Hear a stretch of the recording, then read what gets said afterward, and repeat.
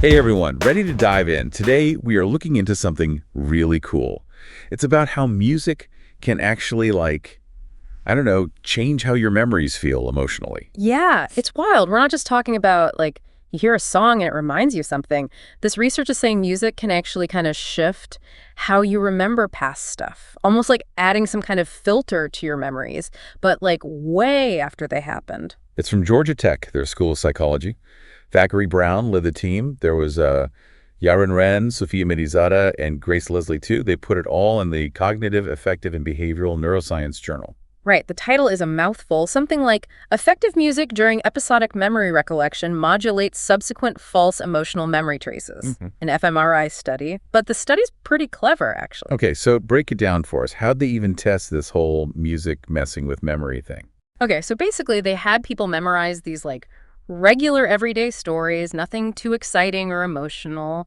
Then they had them try to remember those stories while listening to different music. Some got happy tunes, others got more chill or kind of negative music, and there was a group with just quiet, too. Gotcha. So they're bringing back these boring memories while listening to different vibes. What'd they do next? So a day later, they had everyone try and remember the stories again. Here's the crazy part. The music actually changed how they remembered the stories. The people who had happy music during the remembering part, they ended up remembering those same stories with a happier feeling, even though the original story wasn't happy at all. Wait, so just listening to happy music when you're thinking about something can make the memory itself happier later on? No way. Does it work like that with sad music, too? Yeah, it did, but the happy music had a way bigger effect. It seems like, I don't know, our brains just love connecting happy tunes with happy memories. That makes you think about all those times you've put on your, feel-good playlist and thought about old times. Maybe those memories are now rosier than they would have been without the music. Yeah. But what's going on in our brains during all this? That's where the fMRI comes in. It shows what's happening in the brain during this whole process. All right, let's see what's happening in the brain. One really cool thing was they saw more activity in the cerebellum. Usually we think of that as the part that helps you move, with coordination. But it turns out it does stuff with emotions and memory, too. So even though they weren't dancing to the music, their brains were still using that part that's for physical stuff. Exactly. It's like how our bodies and brains react to music is super connected, and that can actually change the feeling of our memories. It's like the music adds another layer to the memory, even though it wasn't really part of the original event. Wow, that is so cool. Were there any other parts of the brain that were doing a lot during this music memory thing? Oh, for sure. The amygdala and hippocampus were busy too, which makes sense, right? They're the emotion centers of the brain and super important for making and remembering emotional memories.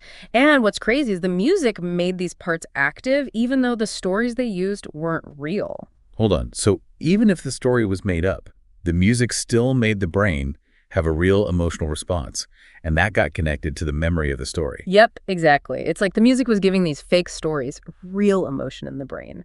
Makes you think about how we make our own personal histories, Okay, before we get too deep into that, let's talk more about the different music they used. You said the happy music had a stronger effect. What about the sad music? Did that do anything to how people remembered stuff? Yeah, it did, but a little differently. Remember how I mentioned that really intense music, especially the negative stuff, made people remember fewer details? It did, yeah. It seems like that really intense music kind of messes with how we get to those little details in the memory. So if I'm listening to something super intense and negative and trying to remember a specific thing, it might actually make it harder to remember those details. That's what the research is showing, yeah. It's like the intense emotions from the music are taking over your brain, so it's harder to get those smaller pieces of the memory. That makes sense. Like when you're trying to talk to someone while loud music is playing and it's hard to even hear what they're saying. It's similar, yeah.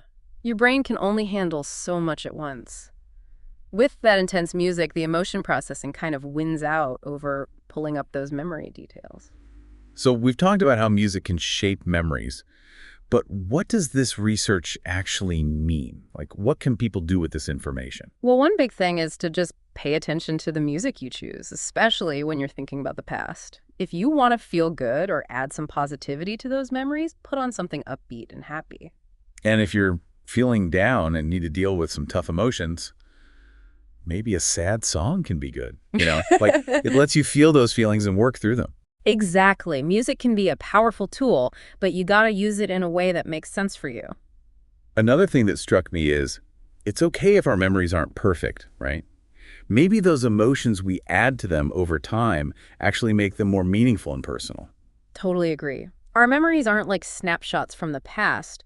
They change and evolve based on our experiences, emotions, and yeah, even the music we hear. It's like our memories become a part of who we are and how we see ourselves. That's a great way to put it. It shows that music isn't just for fun, it's a core part of being human, woven into our memories and feelings. This brings up a really interesting question, though. If music can shape our past through memories, can it shape our future too? Whoa, that's deep. Maybe the music we listen to now is shaping the memories we'll have later. It's kind of crazy to think about the long-term effects of our musical choices on who we are. It's like we're making the soundtrack to our lives, not just for right now, but for the future too. Exactly. And knowing that, maybe we should choose our music carefully. Are you saying we should be, like, super picky about our playlists, only let in the good vibes? Not really. It's not about censoring our music or pretending we don't have a range of emotions. It's more about understanding how music can affect us and making choices that fit our goals and values. So if we want good memories and to be strong, maybe we should listen to music that lifts us up and inspires us. But if we're going through something tough and need to deal with those emotions, it's okay to listen to those sad songs. Right on. It's about finding what works for you and understanding that music can be a powerful tool as we learn and grow. This whole conversation has really changed how I think about music. It's not just background noise. It can shape our memories, emotions, even how we see ourselves. Absolutely.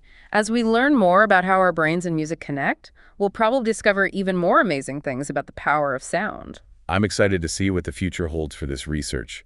For now, I think we've given our listeners plenty to think about. We have, for sure. This has been a really great look at how music and memory work together. So everyone, as we wrap up our deep dive into music and how it changes our memories, remember this. The next time a song triggers a strong memory, think about how that music might be shaping your experience. Is it just bringing up an old feeling, or is it actually changing the memory itself? And maybe more importantly, what does that tell you about how music can change who we are and how we see the world?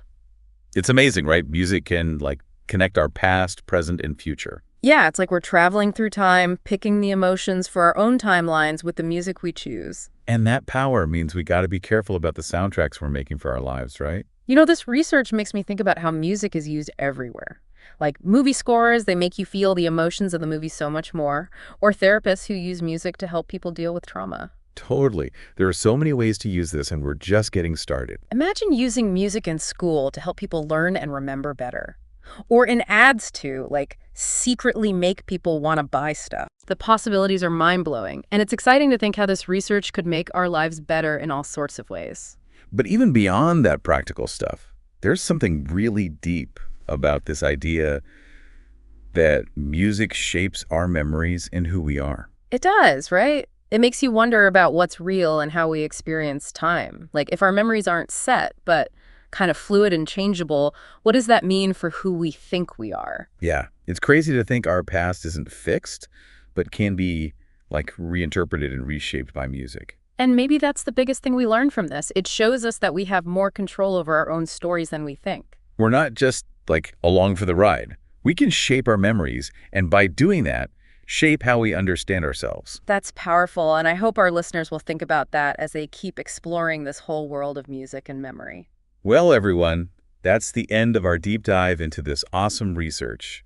We hope you've enjoyed it and now see how much music can affect your mind and your life. It's been great talking about this with you. Remember, the next time you put on your headphones and hit play, think about the soundtrack you're making, not just for now, but for the memories you'll have long after the music stops. And until next time, happy listening.